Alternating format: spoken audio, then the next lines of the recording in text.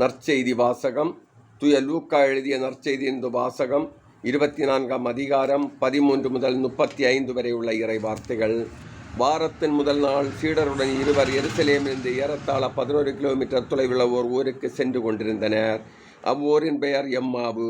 அவர்கள் இந்நிகழ்ச்சிகள் அனைத்தையும் குறித்து ஒருவரோடு ஒருவர் உரையாடி கொண்டே சென்றார்கள். இப்படி அவர் உரையாடி கொண்டும் வினவிக் கொண்டும் சென்றபோது இயேசு நெருங்கி வந்து அவர்களோடு நடந்து சென்றார். ஆனால் அவர் யார் என்று அறிந்துணர முடியாதவாறு அவர்கள் கண்கள் மறைக்கப்பட்டிருந்தன. அவர் அவர்களை நோக்கி, வழிநடுகிலும் நீங்கள் ஒருவரோடு ஒருவர் பேசிக்கொண்டிருப்பது என்ன என்று கேட்டார்.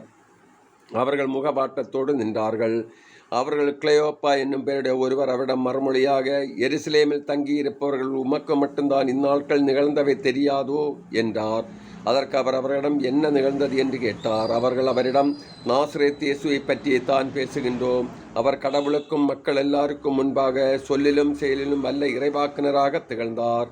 அவர் இஸ்ரேலை மீட்கப் போகிறார் என்று நாங்கள் எதிர்பார்த்திருந்தோம். ஆனால் தலைமை குருக்களும் ஆட்சியாளர்களும் அவருக்கு மரண தண்டனை விதித்து சிலுவையில் அறைந்தார்கள். இவையெல்லாம் நிகழ்ந்து இன்றோடு 3 நாட்கள் ஆகின்றன.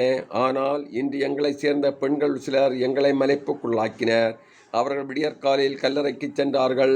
அவருடைய உடலை காணாது திரும்பி வந்து வானதூதர்களை கண்டதாகவும் இயேசு உயிரோடு இருக்கிறார் என்று அவர்கள் கூறியதாகவும் சொன்னார்கள்.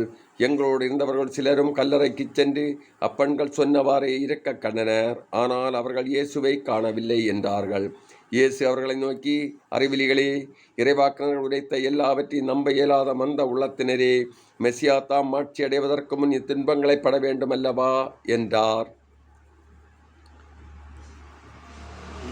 மேலும் மோசே முதல் இறைவாக்கினர் வரை அனைவரின் நூல்களிலும் தம்மை குறித்து எழுதப்பட்ட யாவற்றையும் அவர் அவர்களுக்கு விளக்கினார்.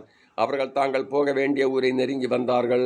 அவரோ அதற்கு அப்பால் போகிறவர் போல் காட்டிக்கொண்டார். அவர் அவரிடம், எங்களோடு தங்கும், ஏனில் மாலை நேரமாயிற்று, பொழுதும் போயிற்று என்று கூறி கட்டாயப்படுத்தி அவரை இணங்க வைத்தார்கள்.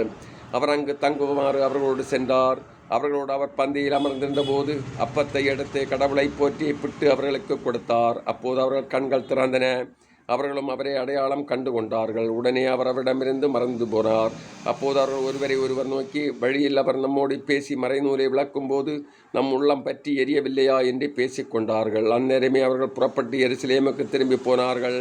அங்கே 11 அவர்களோடு இருந்தவர்களும் குடிமை இருக்க கண்டார்கள்.